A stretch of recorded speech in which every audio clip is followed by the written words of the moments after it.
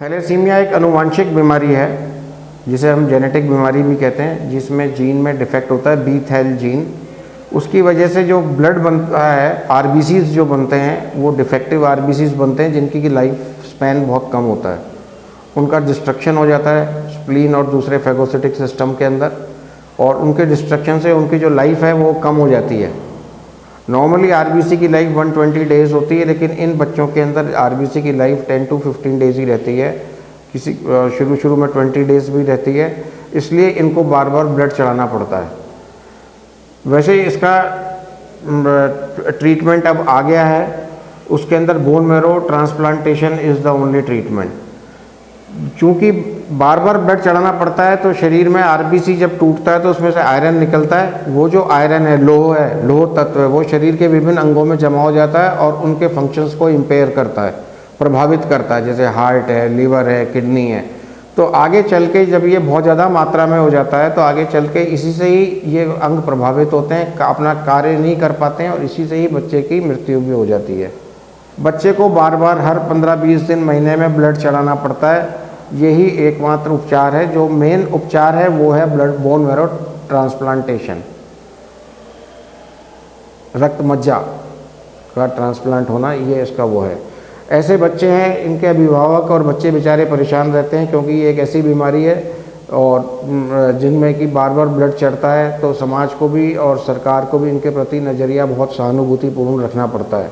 हमारे पास बच्चे आते हैं, हमारे को कोशिश ये होती है कि हम ज़्यादा से ज़्यादा उनकी मदद करें, ब्लड को यहीं से ही उपलब्ध कराएं। जैसे आप जैसी जो सोसाइटीज़ हैं उनसे हम रिक्वेस्ट करते हैं कि वो रक्तदान शिविर लगाएं, जिससे कि वो जो ब्लड इकट्ठा हो वो थैलेसीमिया के बच्चों को मिले।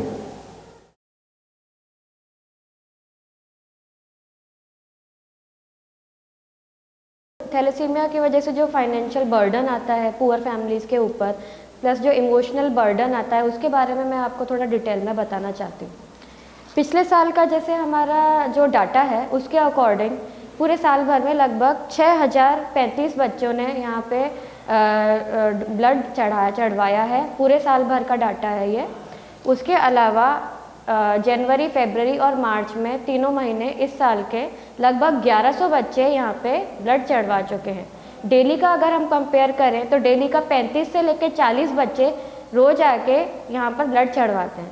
थैलेसीमिया डेज हमारे 4 दिन होता है, मंडे, वेडनेसडे, थर्सडे और सैटरडे। ये 4 दिन बच्चे यहाँ पे आके ब्लड चढ़वाते हैं। जितने भी बच्चे आते हैं, मैक्सिमम बच्चे पुअर फैमिलीज से हैं। कोई दूर दूर गांव से आते हैं, कोई बारां से आ रहा है, कोई बूंदी से आ रहा है।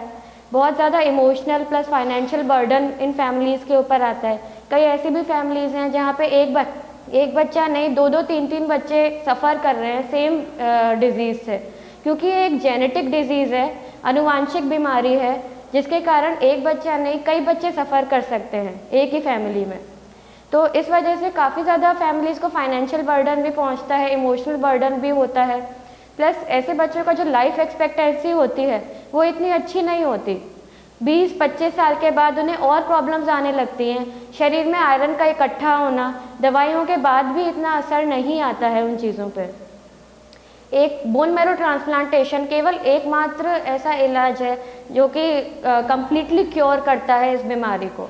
उसके अलावा जो ब्लड ट्रांसफ्यूजन है या फिर आयरन चिलेटिंग एजेंट्स हैं जो कि आयरन को हमारे शरीर से निकालने में मदद करती हैं, ऐसी दवाइयाँ, वो केवल एक सहायक उपचार है।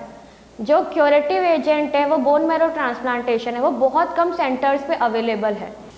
जॉय ऑफ गिविंग सोसाइटी जो शिक्षा के साथ साथ अन्य समाज सेवा के कार्यों में भी निरंतर संलग्न है।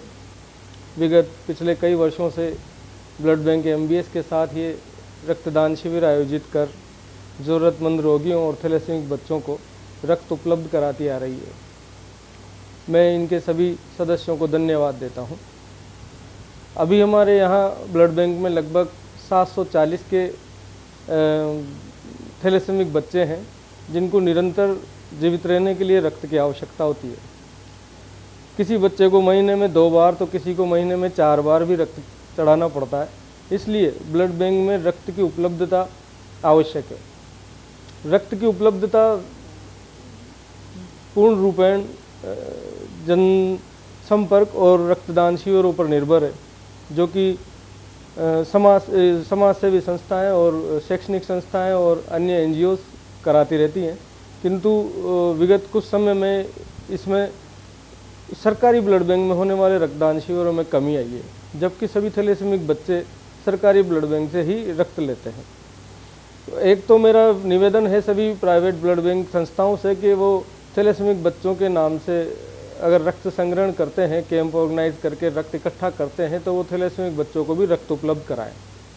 दूसरा, सभी रक्तदानी संस्थाओं को मेरा निवेदन है कि वो ज़्यादा से ज़्यादा रक्त सरकारी ब्लड बैंक को दें, क्योंकि यहाँ पर थैलेसीमिक बच्चे रोड ट्रैफिक एक्सीडेंट, अन्य सार्वजनिक दुर्घटनाएं, बड़ी बड़ी घटनाएं और हीमोफीलिया बच्चे और अदर जो गवर्नमेंट फैसिलिटीज़ के अकॉर्डिंग जिनको फ्री बिना बदले में रक्त लिए बदले दिया जा सकता है, वो सब यहीं से रक्त प्राप्त करते हैं। गरीब, ग्रामीण, बीपीएल सभी अधिकतर सरकारी में ही इलाज कराते हैं और सरकारी में ही रक्त प्राप्त करते हैं और उनको यहाँ रक्त भी निःशुल्क उपलब्ध किया जाता है, इसलिए दिया जाता है। इसलिए ज़्यादा से ज़्यादा सरकारी ब्लड बैंक में रक्त होना आवश्यक है और यही वास्तव में सच्ची सेवा है।